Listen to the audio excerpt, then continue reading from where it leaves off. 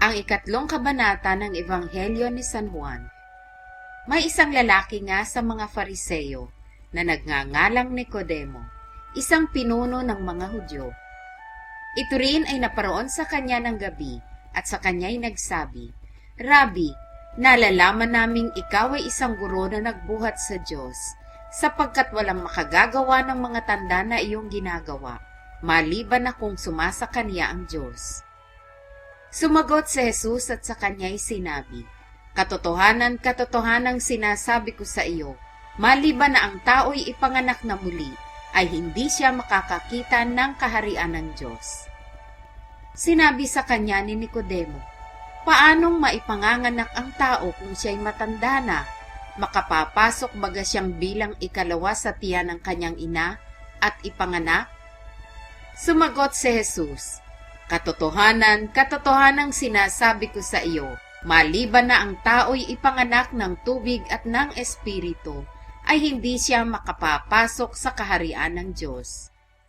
Ang ipinanganak ng laman ay laman nga, at ang ipinanganak ng Espiritu ay Espiritu nga.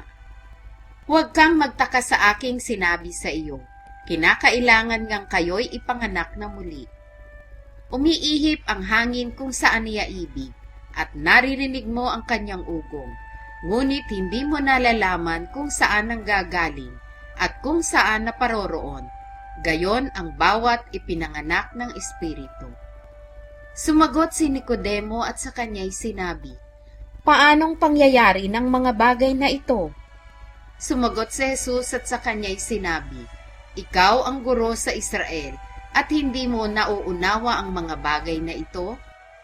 Katotohanan, katotohanang sinasabi ko sa iyo, ang nalalaman namin ay sinasalita namin, at ang aming nakita ay pinatototohanan namin, at hindi ninyo tinanggap ang aming patotoo. Kung sinabi ko sa inyo ang mga bagay na nauukol sa lupa, at hindi ninyo pinaniniwalaan, paanong paniniwalaan ninyo kung sabihin ko sa inyo ang mga bagay na nauukol sa langit? At walang umakyat sa langit kundi ang nanggaling sa langit, sa makatwid bagay ang anak ng tao na nasa langit. At kung paanong itinaas ni Moises sa ilang ang ahas, ay gayon kinakailangang itaas ang anak ng tao, upang ang sino mang sumampalataya ay magkaroon sa kanya ng buhay na walang hanggan. Sapagkat gayon na lamang ang pagsinta ng Diyos sa sanlibutan, na ibinigay niya ang kanyang bugtong na anak, upang ang sino man sa kanya'y sumampalataya ay huwag mamatay, kundi magkaroon ng buhay na walang hanggan.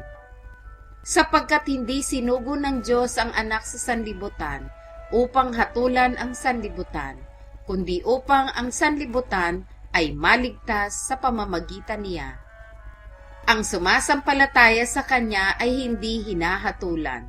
Ang hindi sumasampalataya ay hinatulan na, sapagkat hindi siya sumampalataya sa pangalan ng bugtong na anak ng Diyos.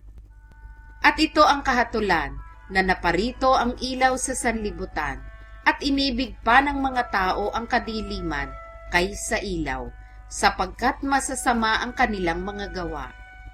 Sapagkat ang bawat isa na gumagawa ng masama ay napopoot sa ilaw, at hindi lumalapit sa ilaw, upang huwag masaway ang kanyang mga gawa.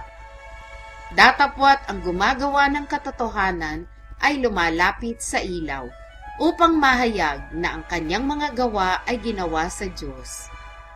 Pagkatapos ng mga bagay na ito, ay nagsiparoon si Jesus at ang kanyang mga alagad sa lupain ng Judea, at doon siya tumira na kasama nila, at bumabautismo.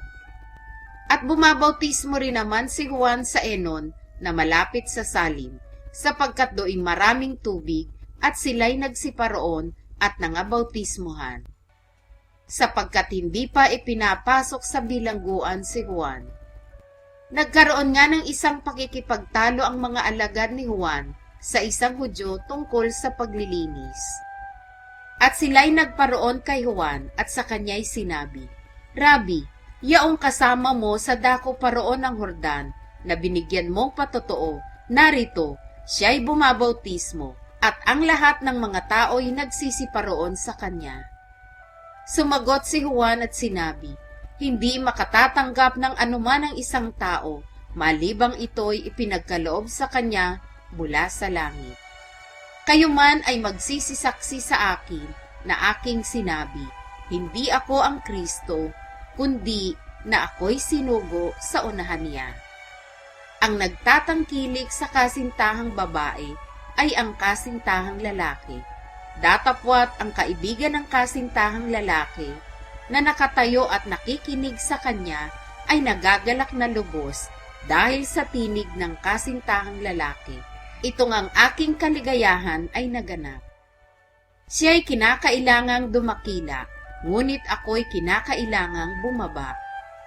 Ang nanggagaling sa itaas ay sumasa ibabaw ng lahat. Ang galing sa lupa ay tagalupa nga, at ang ukol sa lupa ang sinasalita niya. Ang nanggagaling sa langit ay sumasa ibabaw ng lahat. At kanyang nakita at narinig, ay siyang pinatototohanan niya, at walang taong tumatanggap ng kaniyang patotoo. Ang tumatanggap ng kanyang patotoo ay naglagay dito ng kanyang tatak na ang Diyos ay totoo. Sapagkat ang sinugo ng Diyos ay nagsasalita ng mga salita ng Diyos, sapagkat hindi niya binigyang sukat ang Espiritu sa kanya. Sinisinta ng Ama ang anak at inilagay sa kanyang kamay ang lahat ng mga bagay. Ang sumasampalataya sa anak ay may buhay na walang hanggan, ngunit ang hindi tumatalima sa anak ay hindi makakakita ng buhay, kundi ang puot ng Diyos ay sumasa kaniya.